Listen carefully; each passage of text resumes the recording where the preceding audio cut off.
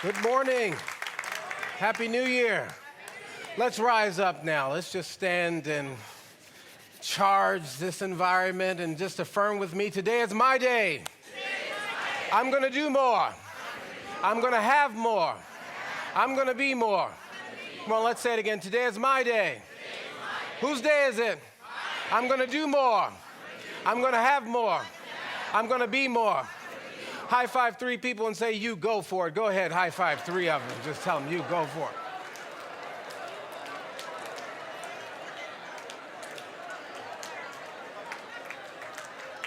Give yourselves a big hand. While you're standing, stay up. While you're standing, look at someone and tell them Happy New Year. Happy New You.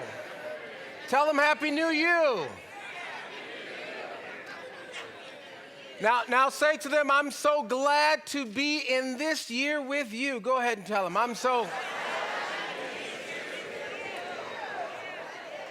Now look at them again and say, well, who would you rather be with? Go ahead and just, who would you rather? You may be seated. Give yourselves a great big hand.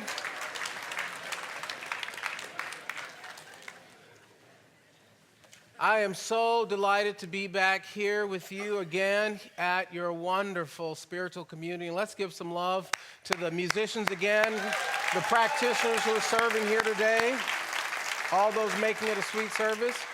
And to my dear friend and brother, Reverend Edward, let's give him some love as he gallivants and globetrots around the world. Struggling along in Bali, I'm sure. Must be tough being in Bali at this time. He and Chris Michaels are very dear friends of mine. I call them the spiritual rat pack, and I'm trying to get in. I'm trying to be the Sammy Davis of the spiritual rat pack when I grow up. So delighted to be with you. I bring you greetings and love from our spiritual community down in the valley at Unity of Sacramento, where we welcome you. We leave the porch light on for you, so anytime you are in that part of the world, we'll treat you really good and welcome you to our spiritual home. We would love to have you when you're there, all right? Since you treat me so well here, we have to return the favor, return the kindness. I'm excited about this topic that has been chosen for the theme this month, the power of intention. Can we say that together? Come on, the power. And I thought I would take a slant on this topic, the power of intention, by choosing for my topic, your dash to greatness. I mean, if you're going to have an intention, you want to intend on something worthwhile, yeah? I mean, nobody wakes up and intends on having a half-baked life. Anybody? I mean, if you're going to waste your intention, I remember I was traveling with James Trapp, who was the former president and CEO of Unity Worldwide Ministries, and we were in his car driving, and we came upon a parking lot. And I said, watch me set my intention. I'm going to get us a parking space down front. And got the parking space down front. I said, what do you think about that? He says, son, I'm using my intention for much bigger things these days. Working on world peace and some other stuff. But good job with the parking space down front. So we can choose to use our intention for a lot of things, but if we're going to work with intention, let's set it on doing something great. And it's beautiful that it's January as we reflect on the life and the work of Dr. Martin Luther King Jr., someone whose intention has impacted the entire world.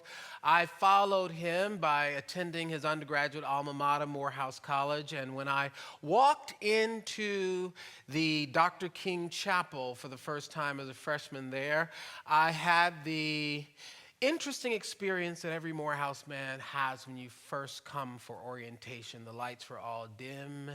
It was warm, glowing, kind of an ambiance there. And we heard this booming voice. And the booming voice said, Strive to do what you do so well, that no man living, no man dead, and no man yet unborn can do it any better.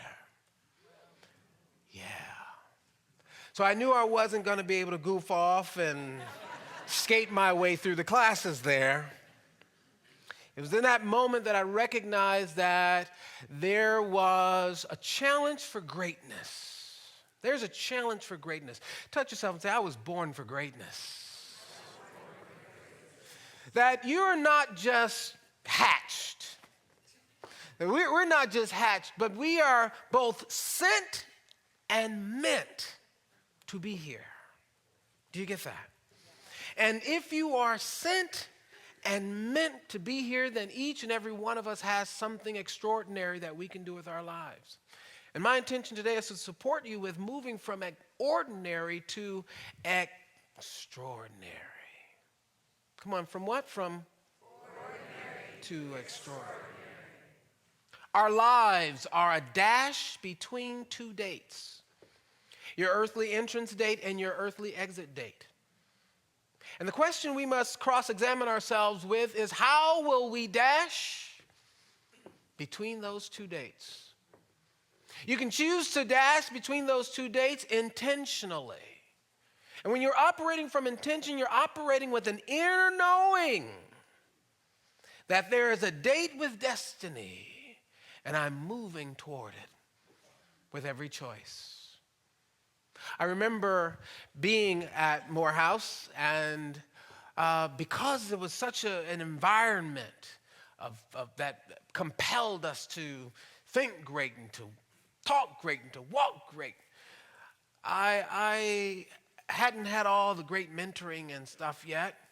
So I had that fake it till you make it philosophy. Anybody know about that one? Oh, don't leave me up here by myself now. Some of you have been around a couple of times. And so the best I knew to do at that time was to look like I knew where I was going. And so I would walk with purpose. I'm just walking like I know where I'm going. Knew what I was doing. Do you need any help, sir? Absolutely. You look like you know where you're going. I don't have a clue.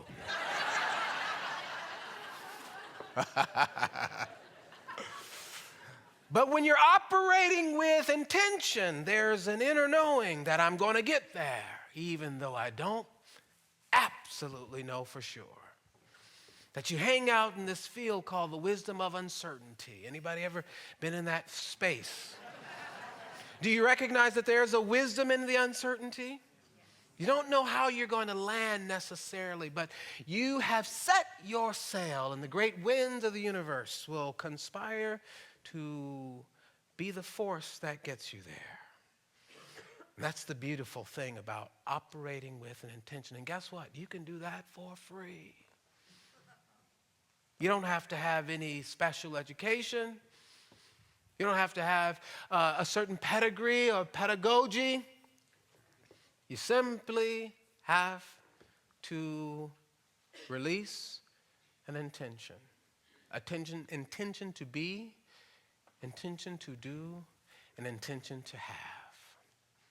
So you may want to cross-examine yourself with the question, what is it that I intend to be with my life? Who is it that I intend to be? What is it that I intend to have? What is it that I intend to do? And only you can make up your mind. We may be influenced by others. I, for a while, was under the influence of the wrong people in my life. Now, I've always been on the straight and narrow, don't get me wrong, but I've had some folks who wanted me to be like them. Know anybody like that? Try to shape you in their image likeness. And then I remembered I'm an original. Come on, say it to yourself, I'm an original. And with that originality, I can do some things that only I can do. I can create things only I can create. I can be that which only I can be. And so I set my intention. And so I invite you to live intentionally. Come on, together. Live intentionally. That's the second thing. The opposite of that is living aimlessly. Somebody said, been there. You know about those? Someone says, if you don't know where you're going, any road you take will get you there. You'll be right there in a hurry. So it's not living aimlessly that we want, it's living intentionally, and then you're pulled to your northern star. You're pulled there when you set your intention. The second thing is to serve passionately. Will you say that with me? Come on, serve passionately. Marion Wright Edelman said, service is the rent that we pay for being on this earth plane. It's the rent we pay. It's our just contribution to the world. It's our little push on the globe, our service. Every hand has a part to play, and you can choose to serve apathetically. Ever go to a customer service line? Seeking customer. You walk up to the thing, the counter, and you stand there indicating, I'm here. Therefore, because the sign says customer service, I was looking for some, and no one says anything. You clear your throat as to create a hint that a person is standing there. And the 18-year-old pimpled-faced wonder says, yeah, what? Apathetic, disconnected, disengaged, wasting the power that can shift universes. Service. When I serve passionately, what I am really doing is connecting to that part of me that is a burning desire to give. Your passion is that fire within you, and some of us have that. And some of us are in search of that. But it's that part of you that cannot be extinguished by outside circumstances. When you are passionate about something, you are giving yourself away meaningfully to the world. So passion, pass, I, on. Have you got it? Come on, let's say it. Pass, and the I in passion, as we discovered in the first service, is I'm passing my intention onward. And when I am not being passionate, when I'm not serving passionately, I am living in pain. You see the other word in passion? If you look at that word carefully, you'll see pain. And when I am not being passionate, and I'm not fulfilled, and I'm not coming from that place, then I'm a pain in the ashen to other people. Now, if you're sitting next to a pain in the ashen, just look straight ahead. Don't just look right at me. Don't look left, right ahead. If you blink, I know it's you. So you want to come from this place, and it does not require much on our parts to do this. It requires a heart full of love and a soul generated by grace. That's what Dr. King says. He says, everybody can be great because anybody can serve. You only need a heart full of love and a soul generated by grace. And so you may want to cross-examine yourself with the question, where is it in the world that I wish to pour out my heart full of love? Where is it that I wish to commit my soul generated by grace? You know you're operating in your passion when you lose track of time at the thing that you're doing. I love my daughter, Camila. She's a passionate singer. She's 4 years old. Her bedtime is at 8:30. She gets to sleep around 10. And every night she sings herself to sleep because she loves to sing. Her sister has already fallen asleep at about 8:45.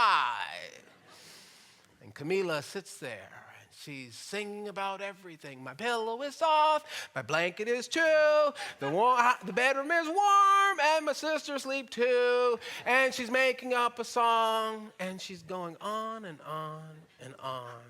And then she just passes out at some point. What is it that, or who is it that you wish to pour your heart into?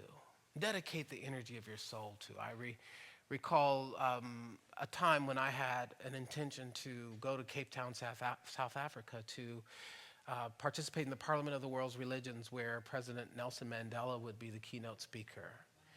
And I did have that opportunity, but I thought that with one of my youth from our Teen Dream Camp, that I would get to take him with me.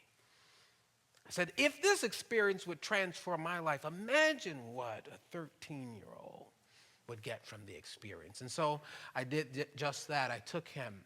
But I told him, I will take care of your accommodations and your meals, but you're going to have to raise your airfare. And I told him that the airfare was $1,400. So figure out how you're going to do that. But you'll get to meet President Mandela. He got busy. He raised $1,400. When we got on the airplane, I told him, that's your spending money. Yeah. He got an opportunity to walk in this august assembly where thousands of people waited to see Africa's favorite son walk in the room and speak to a time in history that needed his voice. And President Mandela rocked the stadium. And afterward, I had an opportunity to hold hands with history and shake his hand. And my mentee had the opportunity to be in his presence, and his life was forever changed. A couple of weeks ago, I got an email, or I am one of them, saying to me that he is sitting for the bar. He has graduated from high school and college and graduate school, law school that is, and he soon will be Esquire Montez Cobb.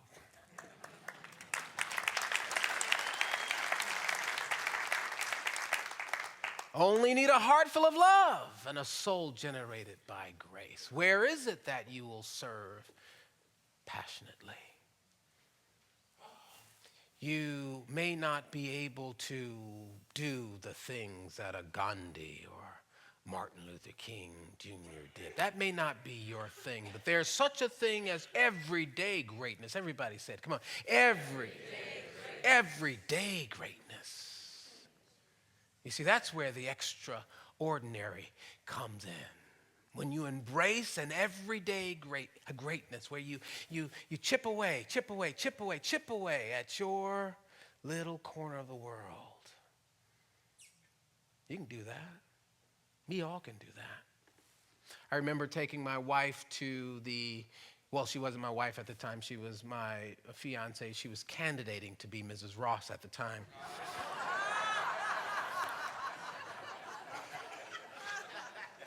And one of the bits of curriculum. No, he didn't. Yes, he did. He said that out loud in front of everybody. But one of the bits of the curriculum was to visit the Martin Luther King Jr. Museum in Atlanta, Georgia. And we went in there and we saw all of this grandiose accomplishment of Dr. King, and she had never had this experience. And she came out and she just felt so overwhelmed. She said, I'll never be able to do anything remarkably close to what this man has done. I just feel awful. I've done nothing with my life. I said, well, honey, now,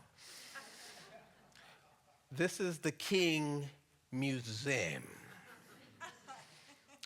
Dr. King can make almost anybody look as though they hadn't done much in their lifetime. she got busy from that point forward, and she made a commitment to turning her lemon into lemonade. She was once a victim of domestic violence, and she decided she was going to take up the cause of teaching women to love themselves fully. And she started her women's workshops, and she's been coaching and transforming young girls in our Teen Dream Camp. And she has moved from ordinary to extraordinary by having a clear intention, by serving passionately every day. Here's the last piece. Move courageously. Will you say that with me? Come on. Move courageously. When you have a clear intention, you have a right to move through life with courage. Why? Because your intention is connected to your purpose and your passion hooks you up to the God of your understanding. You'll stop showing your God your big problems. You'll start showing your big problems your God. When you move through life with courage, rather than moving through life fearful and afraid, and with those stinking voices that come up in your head every time you step out to do something worthwhile. Who knows about the voices? Ever been on out in public? I've been out in public and I've seen people just standing there, and suddenly you see them go.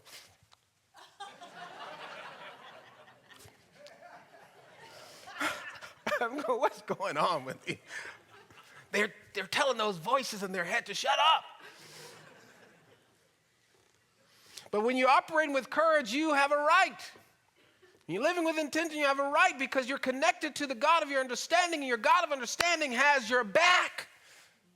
When you're playing in a field worth playing for, God backs you up.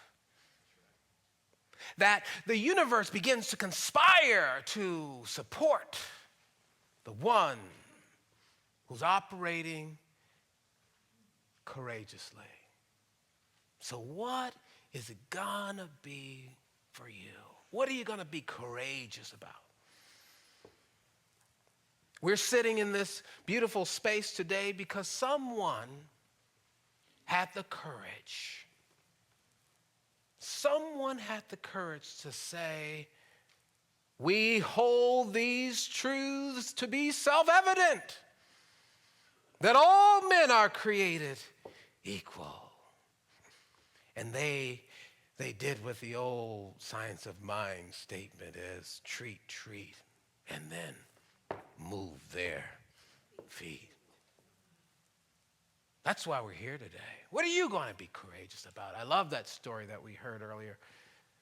And I don't know what time it is, but I know at some point I've got to sit down.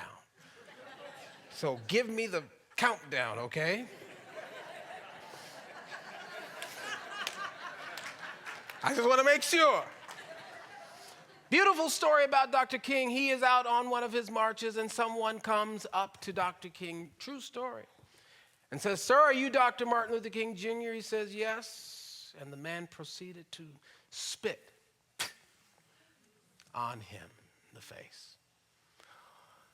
And Dr. King wasn't many of us. We might have had a different reaction than this nonviolent hero, but he reached in his pocket to get his handkerchief, and he wiped the spittle from his face, and he handed the handkerchief back to the man. He said, sir, I believe this belongs to you.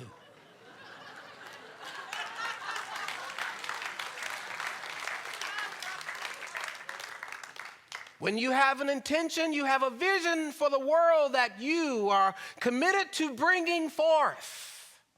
And you won't allow yourself to be intimidated and distracted by outside circumstances. You're willing to stand for your principles and live congruent with the life that you have chosen and the life that has chosen you, that you are singled out for such a time as this. And the world can become place that works for everyone if we're willing to live intentionally, serve passionately, and move courageously. The hands of history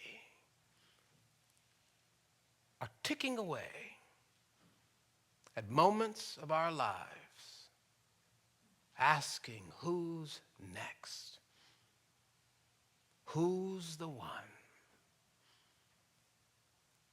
All you need is a heart full of love and a soul generated by grace, and then the willingness to move. And a bridge of incident that you cannot and need not consciously devise will arrange itself on your behalf and tip the universal scales in your favor. And there you will stand in your intention made manifest. You won't even have to brag, because your results will speak for you. And so it is written, and so I have spoken it, and so you have heard it, and so it is. Amen. God bless you. Thank you, everyone. God bless you. Thank you. Thank you.